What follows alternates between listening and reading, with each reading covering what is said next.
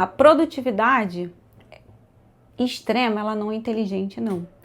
Inclusive, a sua rotina, ela pode estar te deixando burro. Eu vou te explicar o motivo no final. Mas primeiro eu quero te contar uma história que ficou na minha cabeça esses dias, porque não é religiosa, tá? É uma representação simbólica. Acompanha comigo aqui a diferença de tempo, do ponto de vista aqui do tempo fechado ou do tempo aberto, que consta no primeiro crime da Bíblia. Vamos lembrar da história de Abel e Caim? Abel, ele era um pastor, então ele estava mais livre, né, nessa execução de trabalho. Representa assim um tempo mais livre, uma coisa mais transcendente, um tempo para ócio, para contemplar, para ter ideias, tal, uma coisa mais livre.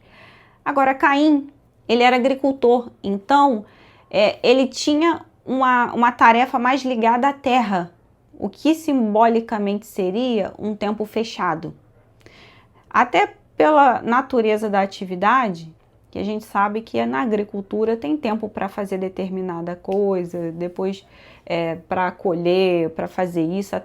Eu lembro até da família do meu pai, que é do interior de Espírito Santo, e que eles colhem café. E é toda um trabalho artesanal para fazer aquilo.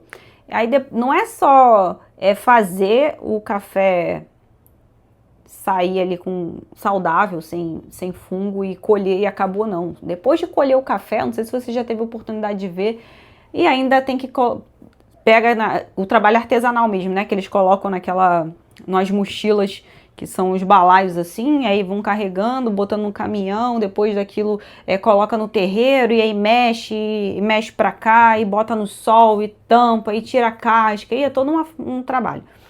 Então, o trabalho de Caim representaria uma coisa mais fechada, mais ligada a esse limite de tempo para a execução das coisas. Quando Deus prefere a oferta de Abel, rola uma inveja, Caim acaba matando o irmão. O que simbolicamente isso representaria? Representaria uma vitória do tempo fechado, que é o tempo limitado, o tempo mais ligado à matéria, sobre o tempo livre, o tempo ocioso. Isso não tem só na Bíblia, não.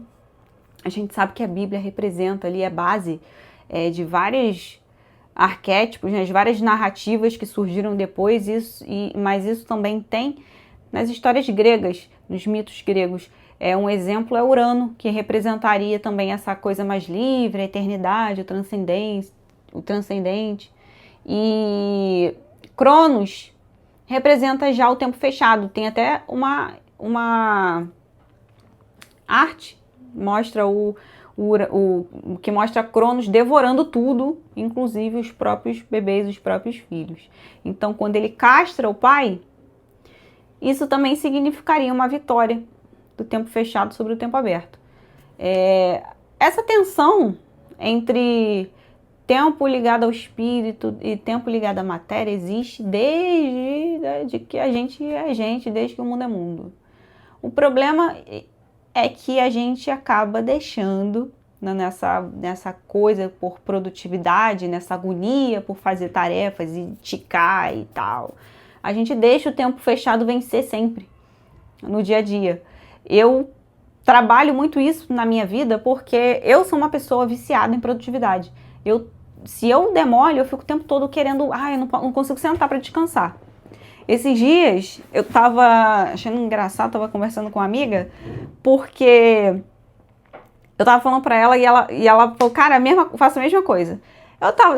Fiz um monte de coisa, sentei pra descansar, peguei o celular. Aí eu escutei meu marido chegando e abrindo a porta. Na hora eu guardei o celular, porque eu não queria passar a impressão pra ele de que eu não tava fazendo nada.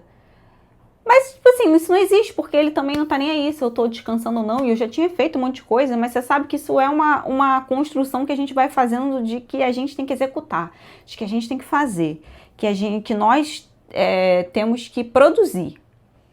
Não há tempo para descanso. Quando você tá descansando, você tá se culpando. E aí, nesse momento aqui, o tempo fechado vem o tempo do espírito, porque a gente tá deixando o tempo todo. Então, o que eu acredito e o que eu faço hoje, apesar de ter falado muito sobre produtividade mais extrema nos últimos anos, porque era o que eu acreditava, inclusive pela minha rotina de estudo, precisava estudar para concurso e tal. A gente sabe que tem que ter rotina, né? Ninguém vive assim, deixa aí, deixa acontecer e tal, deixa rolar. Não, a gente sabe que as coisas não caem do céu, que a gente tem que fazer. Mas existe um limite, existe o que é possível fazer, até porque se a gente vai só executando, começa a dar aquelas crises de propósito que tanta gente vive hoje, que tanta gente cansada, tanta gente desgastada, tanta gente se perguntando para que eu vou fazer isso tudo, se no final das contas eu não sei para onde eu tô indo, isso não faz mais sentido. Aí você corre, você faz de tudo, aí você consegue a tal coisa que você quer, aí você consegue o trabalho que você quer, e chega lá você fala, e agora? Não tem mais sentido, não gosto daqui, não sei o que eu tô fazendo. Você entende? Onde eu quero chegar?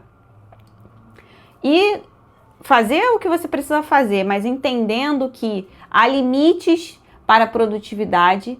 Ela não pode ser, eu não gosto dessa palavra, mas desses termos, mas ela não pode ser uma produtividade tóxica. Aquela produtividade só por ser mesmo, fazer por fazer. Tem que ter um sentido, você tem que ter seu tempo ali para descansar, para deixar a sua cabeça também pensar, ter ideias, até porque se você só enche de estímulo, que momento você vai pensar, que momento você vai refletir sobre tudo que você aprendeu, sobre todas as experiências que você passou, sobre o que você viveu com seu filho ontem, ou com seu marido ontem, sabe? Não pode ser um atropelo de coisas. E quando a gente começa a estabelecer metas para o nosso dia, coisas que a gente precisa fazer, nossos sonhos, né? A gente quer realizar uma coisa, tem um projeto aí eu vou fazer um mestrado, exemplo. E aí quando você começa a estabelecer metas para aquilo, elas têm que ser metas que façam sentido no dia a dia, porque você sabe, se você tem filho, você tem trabalho, você tem as coisas fixas, você não tem como colocar uma carga que te deixe estressado se você já percebeu que você tem 3 coisas obrigatórias para fazer no dia. Não dá para você simplesmente colocar um negócio enorme ali, uma meta grande, que você não vai conseguir desenvolver e só vai te estressar. Então, levar as coisas com mais tranquilidade e com mais leveza, porque a gente não pode deixar jamais o tempo fechado vencer o tempo aberto. A gente não pode deixar esse limite se impor em nós, tá bom? Eu tenho trazido temas nesse sentido aqui para o canal. Acho que você vai se interessar por esse outro vídeo que eu vou colocar aqui. E deixa aqui também no comentário algum outro tema que seja interessante, até essas análises simbólicas, se você achou legal, que eu posso trazer no próximo vídeo. Obrigada por assistir e até a próxima!